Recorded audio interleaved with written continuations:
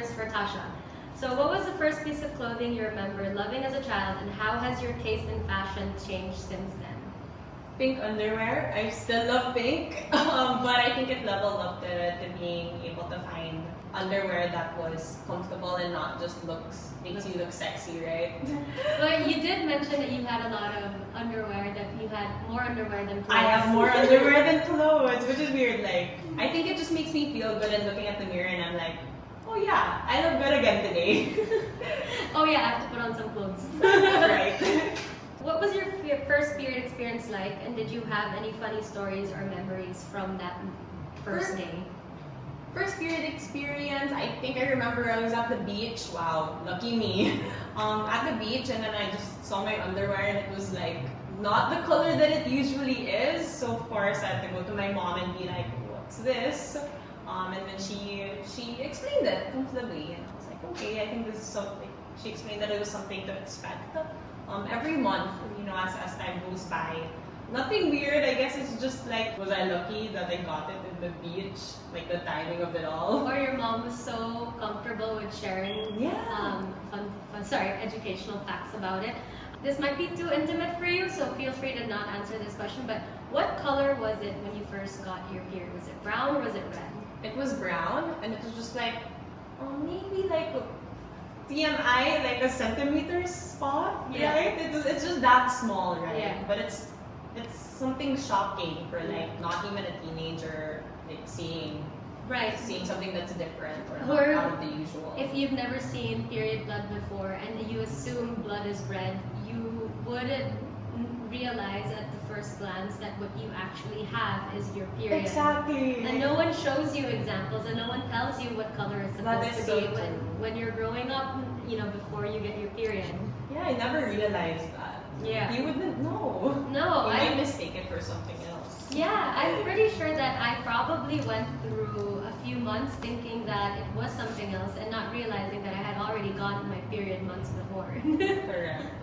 When was the first time you realized the importance of sustainable fashion as a child? Maybe when I was growing up, it wasn't labeled as sustainable fashion because, it's kind of more of a new thing, right? Maybe when in the mid 2010s, that's when the word sustainability started arising. But I think growing up, or when I was younger, although unlabeled at that time, I think it was being more conscious of the things that I buy, the clothes that I buy. So picking up more quality rather than quantity is what I noticed about myself versus other people, and being really choosy with the things that I purchase. Or choosing to only buy when you need it. Exactly. Or something that will last longer than another, like a cheaper option. Yeah. Although sometimes cheaper is not better if it breaks down. Yeah. What was the first time you became interested in menstrual and vaginal health, and how did you learn about it as a child? So it was actually only recently wherein I actually put the effort into researching more about menstrual health. In the pandemic also, I do follow like other blogs that would educate me about the best way to go about getting a monthly period. Yeah. Not as a child. How to handle it. What the best products to use are. Yeah. Thank you, internet. Yeah, thank you so much, internet, and thank you to all these influencers. Also. Same. Dr. Google and social media has influenced a lot of my menstrual health education and information.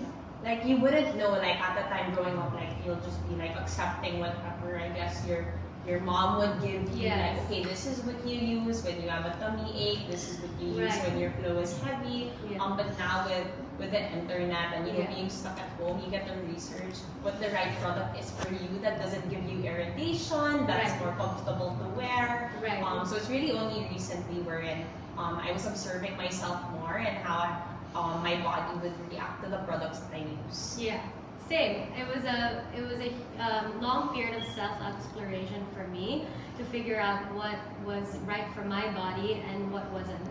And it's a very empowering feeling to be able to choose and have options. What was the first time you realized the importance of comfortable and breathable intimate underwear? How did it impact the way you choose underwear as a child and now as an adult? Okay, so when I was a child, I think it was really mostly what would make you feel good, what would validate you. But growing up, it's really more about comfort. The first option for me would be like, go commando. Don't wear bra, don't wear underwear if possible. But the second option, if that's not the case, would really be something that makes you feel good rather than look good. And second would be something that would last long.